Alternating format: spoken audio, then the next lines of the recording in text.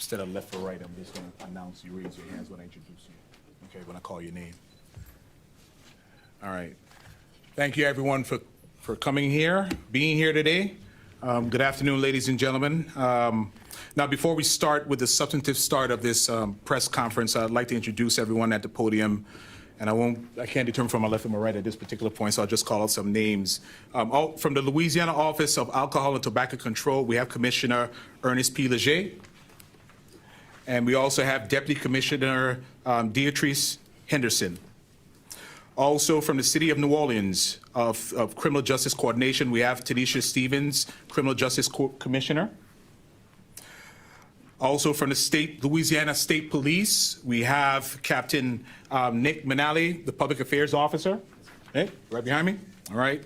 From the Orleans Parish District Attorney's Office, we have District Attorney Jason Rogers-Williams. Also, Andre Godin, Chief of Screening. We have Blaise D'Antoni, the Asset Forfeiture Section Coordinator. And we also have First Assistant Ned McGowan. Also from the New Orleans Police Department, we have recently confirmed Superintendent Kirkpatrick. Yes. Also from the Bureau of Alcohol, Tobacco, Firearms, and Explosives, we have Special Agent in Charge Joshua Jackson. From the U.S. Attorney's Office, we have the Chief of the Narcotics Unit, Nolan Page. And in the audience, presumably, we have the Unit Chief from the Violent Crimes Unit, Elizabeth Privatera. Also from the Drug Enforcement Administration, we have Assistant Special Agent in Charge, Michael Arnett. And last but certainly not least, we have the United States Marshal for the Eastern District of Louisiana, Enoch Smith III. And also in the audience, I want to give a special shout out to Darlene Kazanza from Crime Stoppers GNO. So out of our group, just to give you a heads up, we'll have brief remarks besides myself coming from SAC Joshua Jackson from ATF, District Attorney Jason Williams. We also will have brief remarks from the Superintendent Kirkpatrick and also Commissioner Ernest P. So why are we here?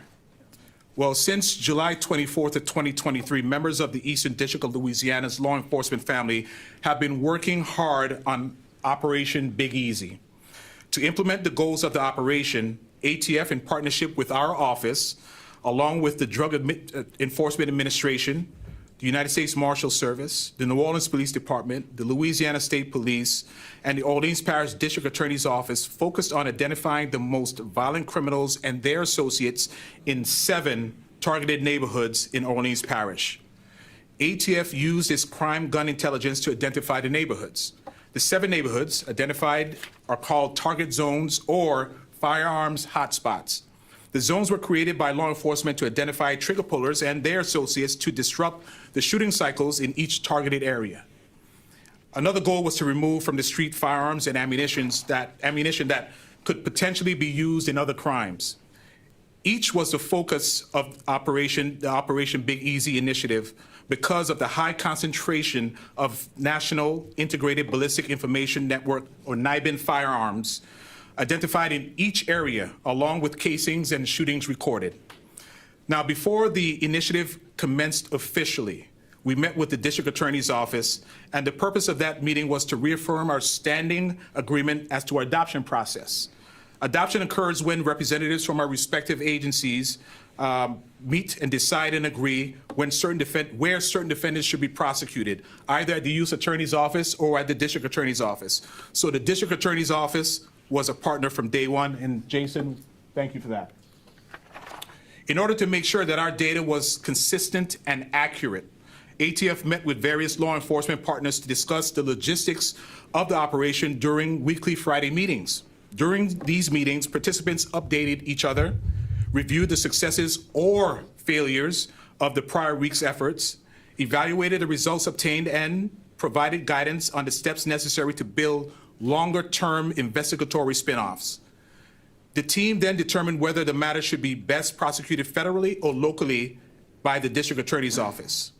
Now, during the course of Operation Big Easy, ATF undercover agents successfully purchased firearms and narcotics from individuals in the targeted areas using various law enforcement techniques. ATF undercover agents utilized the intelligence gained from their investigations to collaborate with other federal and local law enforcement agencies. Now, this operation was not without tragedy, because a major contributor to this operation, an ATF special agent, suffered serious injuries during an undercover buy operation in Algiers. Our continued and heartfelt thoughts and prayers go out to that agent and his family. So far, 30 individuals via 17 indictments and 2 criminal complaints have been charged federally. Also, 11 individuals will be prosecuted by the Orleans Parish District Attorney's Office. However, there are 12 individuals that are still at large and are actively being sought by both federal and local law enforcement officials. 71 firearms were purchased and or seized during these undercover operations, along with an assortment of narcotics. Also, 1/2 kilogram of cocaine hydrochloride and crack were seized, 1/2 kilogram of methamphetamine, and over 2 kilograms of a heroin fentanyl mix, along with $34,443 in cash. Many thanks to our federal, state, and local law enforcement partners for their invaluable efforts, unrelenting vigilance, and selfless contributions to the Operation Big Easy initiative. Their efforts and dedication played a major role in the operation's overall success. When we work together and share information, good results occur. And to our community, rest assured that we will continue to combat violent crime throughout the Eastern District of Louisiana. Every resource and every force multiplier we possess will be used to accomplish that goal. Thank you. Now, I would like to turn the podium over to ATF Special Agent in Charge, Joshua Jackson. Thank you. Hey, good afternoon. My name is Joshua Jackson. I'm the ATF Special Agent in Charge for the New Orleans Field Division. This NIBIN enforcement initiative was something that we leveraged with our investigative team here to have the most impact in preventing and reducing and solving violent crime here in this community. As the U.S. Attorney stated, there were 7 key areas that we focused on, our resources, so we'd have the most impact in reducing violent crime. Along with that, while conducting one of our operations on August 30th, as I stated before when I met with you all, we did have an agent critically injured during that operation. Coming out of that, the community outreach was overwhelming. The reach from the public, the business sector, and also common citizens reached out for their support for our injured agent. I want to thank you all, the community of New Orleans, for that, reaching out to our agent. He's definitely still on the road of recovery, and keep your thoughts and prayers with him. Moving forward, ATF is going to remain the tip of the spear in reducing violent crime in this community, in the area that we served, working with this investigative team. I ask that the community stay vigilant and engage with us as well. It takes a village for us to have the most impact in reducing violent crime, not just law enforcement, but also the business community, common citizens, civic leaders, and it all takes it as a team. Appreciate you guys. Have a good evening. Next up, District Attorney Jason Williams. Thank you, Dwayne. I am so proud to stand with and have a team working with this local, state, and federal partnership. Very thankful to Ned McGowan, Andre Godin, and Blaise Antonio, the folks on my team at the District Attorney's Office who bird dog this operation along with these critically engaged and strategic team members. You all have heard the phrase chess, not checkers. This operation was really sort of like a checkmate with one single move, removing knights, kings, bishops, and rooks all at one time. The results of this multi-agency operation has had and will continue to have an immediate and profound impact on the fight against organized criminal activity in this community, recognizing that we cannot make the change that we want to see in our community one arrest at a time and one prosecution at a time. We endeavor to strategically target our resources and our tools at large-scale operations, making a huge impact on the community. With this strategic partnership, we have not only made key arrests, but we have also successfully shuttered problem businesses because we're focusing on the sites and sources, as you heard Dwayne say, targeting those areas, sort of like a heat map of figuring out where things are happening the most. And that's our ultimate goal, making this community safer. This operation is a testament to what we can do when we work strategically and we pool our resources to really make the biggest impact for this community. It sends a very clear message to the people of this area. We're united, we're vigilant, and there is more to come. And one thing that Josh said that I want to echo, New Orleanians have to realize that they are the masters of their fate in this city. They are the captains of the soul of how we will live in this community. And that means we need businesses and we need citizens doing their part to work with the men and women who are making this happen. Thank you, Dwayne. Next up, New Orleans Police Department Superintendent Ann Kirkpatrick. Thank you. I first want to thank our federal partners, as well as the men and women of the New Orleans Police Department. What you're looking at, again, is the witness, the testament of what partnerships look like, what smart policing looks like. It is focused, it is intentional, and it provides results. And so I actually have met most of all of our partners, federal partners, and I thank you for welcoming me. And I actually know a couple of them from my own previous work. I happen to have been on the national board of crime gun intelligence for ATF. So I'm used to working with my federal partners. And again, I want to thank you because it is about partnership. And lastly, to thank our own men and women of the New Orleans Police Department for their work and participation in this operation, Big Easy.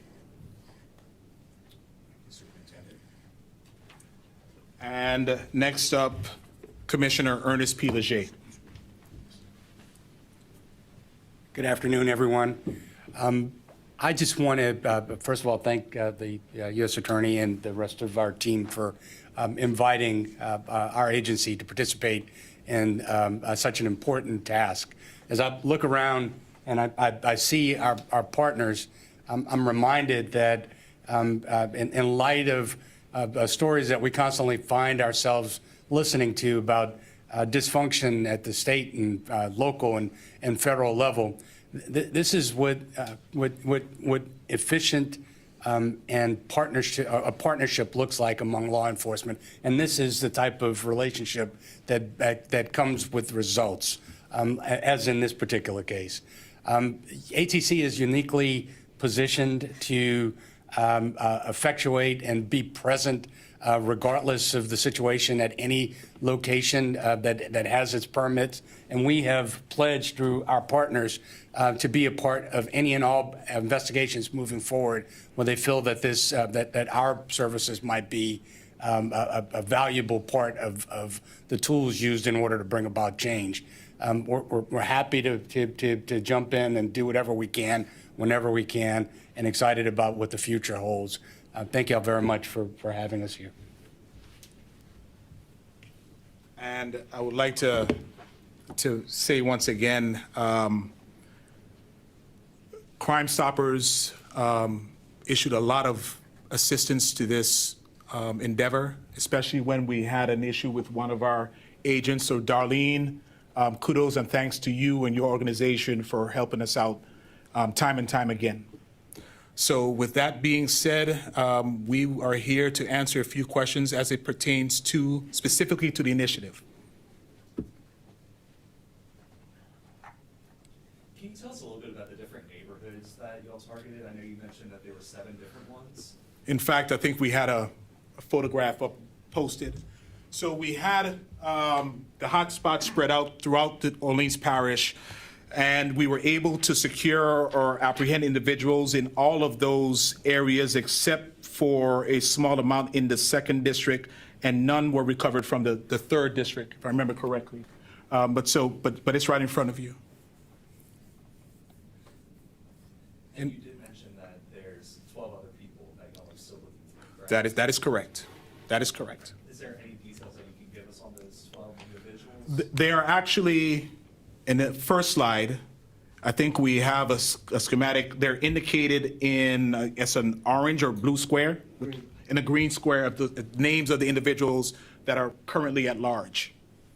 I think the breakdown is 7 on the federal side and 5 on the local side, state side. I'm sure this has been done in other cities before. Was there any other kind of operation you based this on, you kind of use as a blueprint for going about the? Definitely. Yeah, absolutely. So these types of initiatives, basically we're layering NIBIN data, trace data, and other crime gun intelligence so that when we bring the team together, we're very focused to have the most impact in these cities. We do these initiatives in other cities that are experiencing high levels of violent gun crime. So New Orleans was experiencing that, and this is not the end of it. This initiative doesn't mean that we're done and we're complete. We still have a lot more work to do.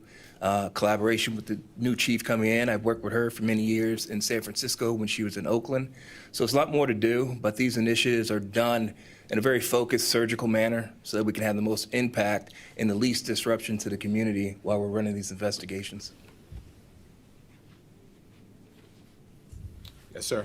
You pointed to businesses being shuttered. Can you talk about where these guns were purchased? Are there businesses in the city where they were being sold out of? Which were they and which were shut? So I think this may be a three-head way of responding to the question. I'll start out with this.